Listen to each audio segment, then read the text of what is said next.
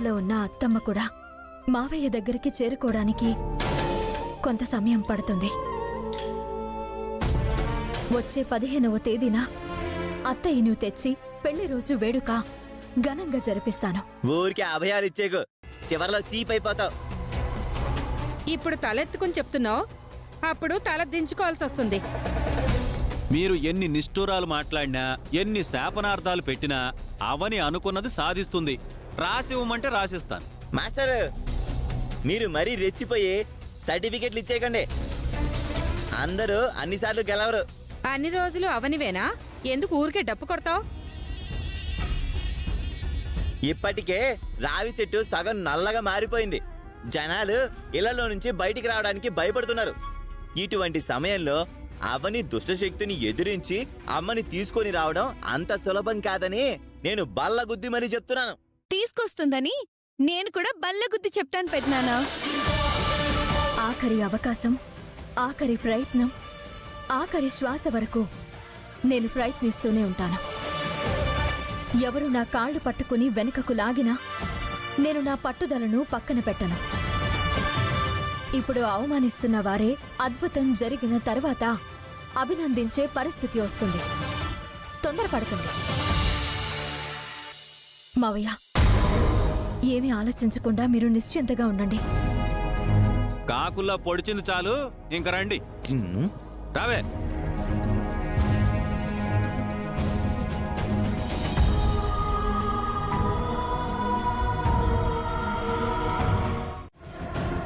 ఇప్పుడు నువ్వు ఆమెను తీసుకుని వెళ్ళిపోవడంలో అర్థమే ఉంది.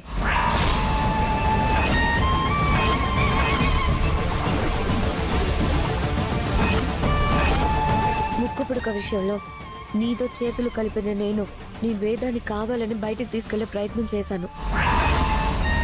ఏంటా కారణం? వేదవతిని బయటికి తీసుకొని వెళ్ళి అందరినీ నమ్మిస్తే ఆ తర్వాత అక్షయను నమ్మించి లోపలికి తీసుకురావచ్చు. అందుకని వేదవతికి నా మీద ఎటువంటి అనుమానం రాకుండా అలా తీసుకొని వెళ్ళాను. ఈ విషయం నీకు తర్వాత చెప్దాం అనుకున్నాను, ఇంతలోనే ఎదురుపడ్డావు. నువ్వు చెప్పింది అంత సమంజసంగా అనిపించడం లేదు. ప్రస్తుతం ఉన్న పరిస్థితుల్లో నేను నిన్ను కూడా నమ్మలేను. ఎందుకంటే అవసరాన్ని బట్టి నువ్వు కూడా మారిపోతూ ఉంటావు. ముక్కు పుడక ఎప్పటికైనా నా సొంతం కావాలి. నా జాగ్రత్తలో నేనుంటాను.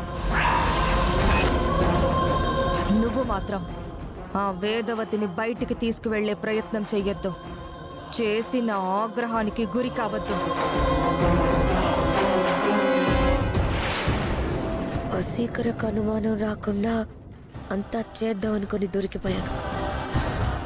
దీనికి ఎట్టి పరిస్థితుల్లోనూ ముక్కు పుడుకని దక్కనివ్వను. అయితే ఈ మాయ ఇంకా మారలేదన్నమాట.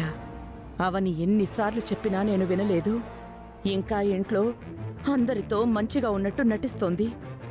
నేను బయటికి వెళ్లిన మరుక్షణం ఈ విషయం చెప్పేయాలి. నన్ను వదిలేయండి. నేను వెళ్ళాలమ్మా, నన్ను వదిలేయండి. దయచేసి మీరు వెళ్ళకండి. ప్లీజ్ నాన్న, ఆగండి. అవని గడువు పెట్టింది కదా మావయ్య అత్తయ్యని తీసుకురావడానికి. గడువు లోపు నా భార్యకి ఏదైనా అయితే ఎవరు తీసుకొచ్చేస్తారు? ఆ గడువు దేనికి? నా భార్య చావు ముహూర్తానికా? ఎందుకు మావయ్య అలా మాట్లాడతారు? మీరు మీ ఫ్యామిలీతో హ్యాపీగా ఉన్నారు. మీకు నా నొప్పి తెలియడం లేదు అసలు. ఇంతకాలం నా భార్య ఎక్కడుందో తెలియక ఇబ్బంది పడ్డాను.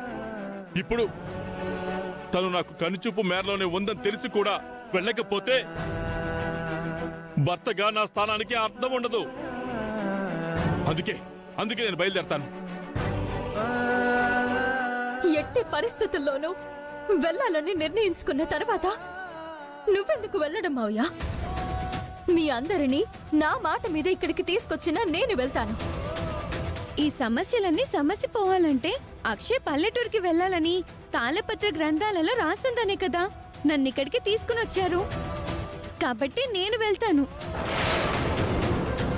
మీ ఇద్దరికి నేను చాలా రోజులుగా అన్యాయం చేసుకుంటూ వచ్చాను. నా వల్ల మీకు ఎటువంటి సంతోషం లేదు. మీరు క్షేమంగా ఉండండి, నేనే వెళ్తాను. మిమ్మల్ని కాపాడుకోలేనప్పుడు మేమంతా ఉండి ఏం ప్రయోజనం మావయ్య? ఏంటి మీ నాటకాలు? ఆహా, ఏంటి మీ నాటకాలని అడుగుతున్నాను. నేను వెళ్తా అంటూ ఓవర్ యాక్షన్లేంటి? మెప్పు పొందాలి, గొప్పలు మూట కట్టుకోవాలి అంటే ఈ మాత్రం పర్ఫార్మెన్స్ లో ఉండాలి కదా. నోరు ముయ్యండి మీరు. ఇంకొక మాట ఎక్కువ మాట్లాడినా మీకు మర్యాద ఉండదు.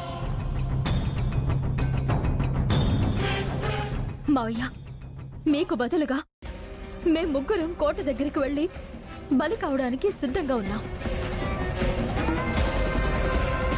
పౌర్ణమి గడియల వరకు మీరు వేచి చూడలేకపోతున్నారు కాబట్టి మేమే వెళ్ళి మా ప్రయత్నం చేస్తాం.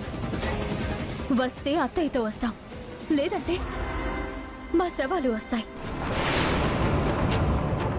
రామ్మా, పద బావా వెళ్దాం.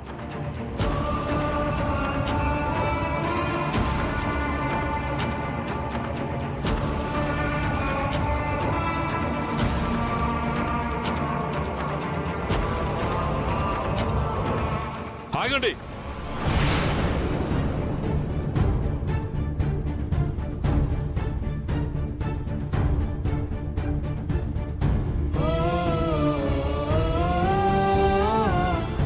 వెళ్ళకండి, వెనక్కి రండి.